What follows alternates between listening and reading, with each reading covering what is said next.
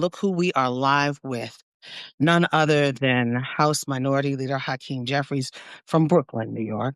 Um, we have him tonight, and we're very thankful. He just left the Gang of Eight meeting, and it was a longer than expected meeting. But this meeting happened in the most consequential moment in history. As Congress is poised to come back tomorrow, January 6th, on the fifth anniversary of the insurrection in 2021, but also at a time when this president has acknowledged, along with Stephen Miller, that they have taken over Venezuela and it's about oil. And Congressman, thank you for joining. You just got out of the meeting. Why was it so late? Was it fisticuffs? Was it calm? Did you see eye to eye?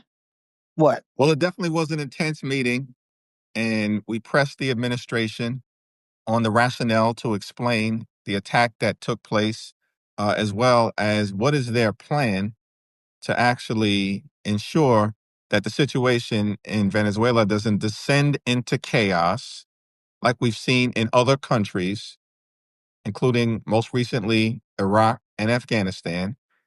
And we also made clear our view that no further military action can take place without explicit congressional approval. Now, we're going to have to make sure that the House and the Senate act decisively. Democrats are prepared to do that. We'll have to find a handful of Republicans to join us. And lastly, we made clear that the people of Venezuela should determine the future of Venezuela, not Donald Trump. And we pressed the Secretary of State repeatedly on what exactly does it mean that we're running the country, meaning Donald Trump and the Trump administration. Who's qualified to run another country? These people can't even run the United States of America. So it was tense. You said no military action unless Congress is involved. I mean, the president is talking about there could be boots on the ground. We are a nation that is war weary. We were war weary with Afghanistan and Iraq. How can we even say that in this moment, um, as things are just so tenuous? Yeah, listen, this is an administration that promised to solve problems on behalf of the American people. In fact, their words were that they were going to lower costs on day one. 1 year later, costs haven't gone down, costs have gone up. What they did do on day one, as we will remind the American people tomorrow, is pardon thousands of people, many of whom violently attacked the Capitol on January 6th, hundreds of whom brutally beat police officers and were convicted. And then Yes. they pardoned these individuals, Donald Trump. Republicans have excused it and unleashed these people back in communities all across the country where they've engaged in many instances, violence and mayhem. We want to tell that story to the American people. And we're going to do that powerfully, led by Chairman Benny Thompson tomorrow. Led by Chairman Benny Thompson, the House Judiciary Committee, and some members of the House Select January 6th Committee. But I want to go back to this. I mean, and you are listening to the special edition of the T. I mean, Minority Leader Hakeem Jeffries just left that what he calls a tense meeting and came right here to talk to us. Tell your friends to come in, guys. Tell everybody to come in because this is an important conversation. So, where was the tension, and was there any resolve in the tension? Well, there's definitely no resolve, but I think every single Democratic member of the House and Senate, pressed the administration about what exactly is their plan.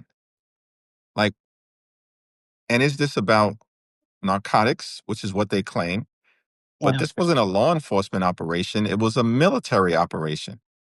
I mean, that's as clear as day to anyone. When you're talking about, potentially hundreds, if not thousands, of troops that were involved, and we're thankful that no one lost their lives, and we appreciate their bravery and their sacrifice and their service. Uh, but we're talking about hundreds, if not thousands, of men and women in uniform, at least 150 military aircraft, planes, and helicopters. It appears, I think, based on public reporting, dozens of naval assets, every branch of the armed services, how is that a, a law enforcement operation? That's not a law enforcement operation. It's a military operation. And the American Mm. people are rightly concerned. We pressed them on this as to, are there any plans to put boots on the ground moving forward? What happens if Venezuela descends into chaos?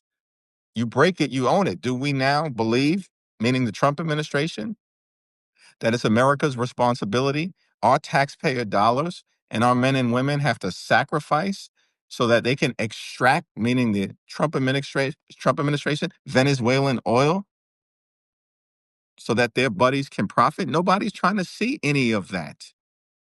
Their buddies, the oil industry buddies that Donald Trump said that they would get some type of gift. And is this the gift? This sour crude that Venezuela is known for? Is this it? I mean, and what do we take? Do we take sour or sweet crude mostly?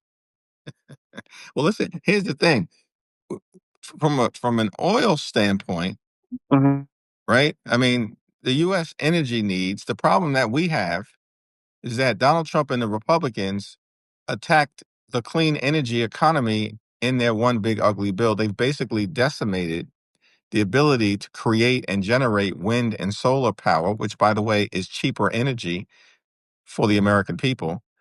And that's one of the reasons why we see electricity prices that are skyrocketing all across the country. Why doesn't Donald Trump work on that problem that they created, as opposed to creating a whole set of other problems because of their military action unauthorized by the Congress that they just engaged in Venezuela? But you know, Donald Trump doesn't like windmills. I don't know what his trauma is with windmills, but he doesn't like windmills. But okay, Beam Wow says, leaving us vulnerable worldwide. We are vulnerable. And we're seeing all of these nation leaders come out speaking against this. We've got Cuba upset. We've got so many different countries that are upset. What are you hearing from the UN? What are you hearing from The Hague? What are you hearing from the international community that is very upset with this move? European Union countries are very upset. Those are our allies, of course, in Western Europe.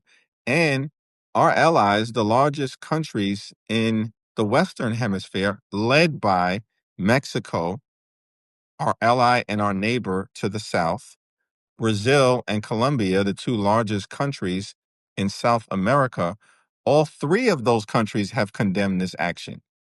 And the Trump administration has yet to explain. We didn't hear, in my humble opinion, anything in that briefing that actually justifies the claim that America's national security is now better off. Now, they're going No, to it's try to argue, April, to the American people that this was about counter narcotics. Are you kidding me?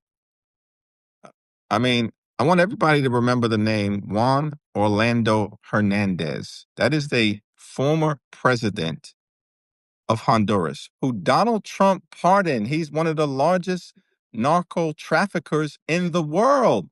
He was convicted in a U.S. court of law by an American jury, and he was sentenced to 45 years of hard time in a federal prison for helping to transport more than 400 tons of cocaine into the United States of America, causing death and destruction in our communities.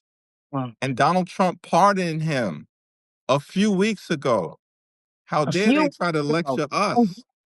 He was pardoned for his drug trafficking a few weeks ago, but we're going to go in to Venezuela and take out the president and his wife and then take over the country. With no plan about how to actually deal with the chaos that they've left behind. And you're absolutely right, April. Make it make sense. You can't argue to us that this is about going after narco trafficking when you just pardoned one of the largest narco traffickers from the Western Hemisphere. Hmm. That's such hypocrisy and a contradiction. Do you believe that this president, I mean, who's intimated that he could go into other countries? And did you address that in this Gang of Eight meeting today? Yes, that did come up. And they were, I should say, specifically pressed about the fact that claims have been made about potentially going into Greenland or Panama or Cuba, Mhm. Canada, Colombia, and a variety of different countries. And I think many of us made clear that's totally unacceptable.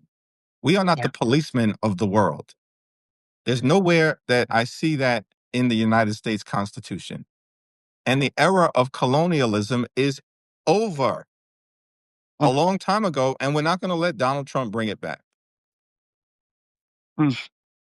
He said America first.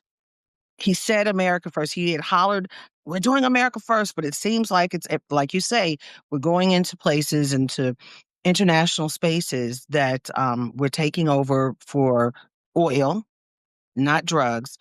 Guys, you can't make this up. And the congressman is right, because Donald Trump has said these things. This is not myth. This is not conjecture. This is actual fact. Now, since we talked about, is there anything else in that meeting that you want to bring up that was very pertinent that we could use? Because this is important. You just left that meeting. You came right here, and the T and the Contrarian. We are so appreciative to you. Well, listen, I appreciate you, and I know you're going to be celebrating an anniversary, I think, next week in terms of when you first became a White House correspondent so 29 powerfully. years, January 13th. And it's the anniversary of the Contrarian, too. And Delta Sigma Theta anniversary. January 13th is great. And happy Founders Day to you for Kappa Alpha Psi. I appreciate that. I'm rocking out today, the Brothers of Crimson and Cream, Founders Day. And by the way, January 13th, April, I'm not sure if you knew this, that's my brother's birthday. Oh, happy birthday, brother. You know I was a Kappa sweetheart in college All at right, all Morgan. right. I was Alpha Iota chapter, but that's a whole nother.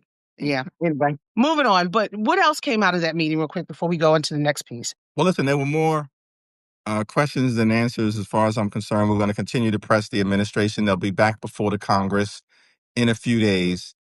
And, I think of the many different challenges that the country now faces, what the Congress needs to do is to act legislatively, hopefully this week, but sometime soon, to ensure that no further military action or aggression can be taken against Venezuela or any other country for that matter, absent So explicit congressional approval, because that's what the Constitution requires. Only Congress has the power to declare war.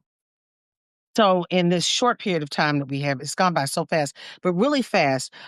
You called an emergency meeting yesterday on the phone. Now you guys are going to be in person meeting again on this, correct? As a That's as right. a whole, the Democratic Caucus. Now also January 6th, tomorrow, you again have called for this hearing. What is your anticipation from tomorrow's hearing on January 6th? Yet another hearing tomorrow. Well, we want to reiterate our commitment, one, to the rule of law, our commitment to the peaceful transfer of power, our commitment to ensuring free and fair elections in the United States of America, particularly as it relates to the midterm elections, which will be the opportunity for the American people to decide, is this Trump thing working out for y'all? I don't think so. Costs aren't going down, they're going up. The economy is getting worse. Healthcare is being broken repeatedly. And But there's it's a the vote American on people. House too, That's correct? right.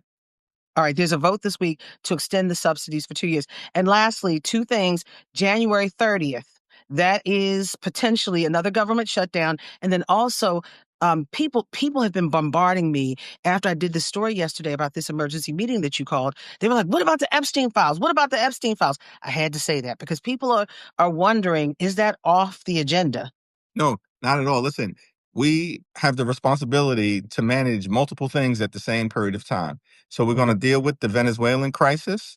We're going to deal with extending the Affordable Care Act tax credits, straightforward 3-year extension. We're going to move that legislation on the floor this week. It should be bipartisan, a handful of Republicans joined by every single House Democrat to get that done because of our successful discharge petition. We're going to stay on the case as it relates to the Epstein files and ensure that the American people get the truth, the whole truth, and nothing but the truth. We're going to stay on the case as it relates to ensuring that we are driving down the high cost of living and dealing with the affordability crisis. No, Donald, it is not a hoax. It is real. And we're going to approach this January 30th deadline in terms of trying to arrive at spending bills that meet the needs of the American people. And we've said, lastly, April, that we'll sit down anytime, any place, anywhere with our Republican colleagues in order to enact bipartisan spending agreements. But we're not down with this my way or the highway approach.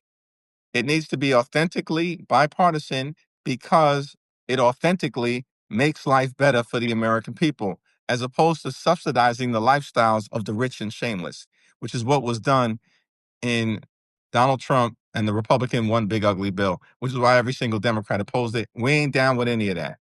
And so we'll see what happens over the next couple of weeks. If they abandon their my way to highway approach, then we're not going to have any problems. If they pursue their my way to highway approach, then they're going to find themselves in a tough situation as we make our case to the American people. Straight out of Brooklyn, House Minority Leader Hakeem Jeffries. And Maggie Birmingham said, "Make us feel safe!" Exclamation, exclamation. And that's what Americans want. Thank you for giving us an update on this very important moment. And thank you for joining us. We know we are going to hear from you again. Thank you. Have a good evening. I know you got a big night ahead, but you came to us first. Thank you. I Thank you, appreciate you. April. Appreciate you. See you soon. Bye-bye. Guys, you just heard from Congressman Hakeem Jeffries, House Minority Leader, and it was an amazing conversation. The meeting was tense. The meeting was tense. They were supposed to be out of that meeting a while ago. Our interview was supposed to be 7:30, and we just doing it an hour later. The meeting was tense. And one of the key things is no military action unless Congress is notified. The world is concerned. America is concerned. Uh, and for those of you who want to know about the Epstein files, yes, you can chew gum and walk at the same time. So there's so many things on the table, but there are also distractions. But it takes everyone to be a part of this process. That's why the Contrarian is here. You have to be a part of the process. You have to let your leaders know what you feel and what you think.